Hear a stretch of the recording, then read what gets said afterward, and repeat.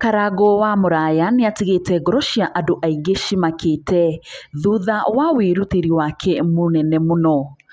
Ũũ nĩ thutha wake kũrekereria ndũmĩrĩri na mbica harĩa ũguo page-inĩ yake. Mbica ĩrĩa aronekana agĩthambia Apostle John Paul Mũrĩithi magũrũ na ũrĩa ũkoretwo akĩrigitĩrwo thibitarĩ-inĩ mwena wa India. Karangu wa Muraya arekereirie ndũmĩrĩri ĩno na mbica na ĩrĩa augĩte ũũ: I'm speaking life to your legs, brother. May Jehovah Rapha strengthen them and restore your health. Thutha ũcio mafans make matakũrĩa marĩgu mathire hau na kũmũtũmĩra ndũmĩrĩri cia kũmũrathimithia. Ta ũyũ MC Kajim augĩte, May God bless you my brother. You are a living legend.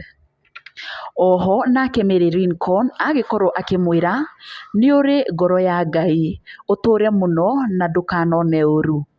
Nake Wairimũ Kĩmani WK akorwo akĩmwĩra You are an amazing person KM.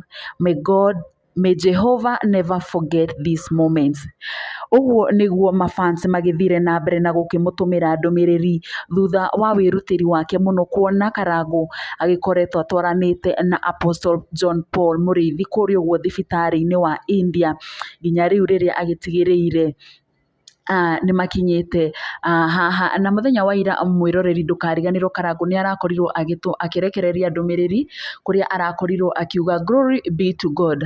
Results are out. There is no spine cancer nor arthritis. Jehovah, we worship your holy name. John Paul Mũrĩithi, you are more than a conqueror, brother. Na mwĩroreri ngũririkania angĩkorwo wĩ mũgeni haha ũguo no ũthiĩ na mbere na ũsubscribe na ndũkariganĩrwo nĩ gũtũma ndũmĩrĩri haha na ndũkariganĩrwo nĩ kũ share ona kũ like video ĩno.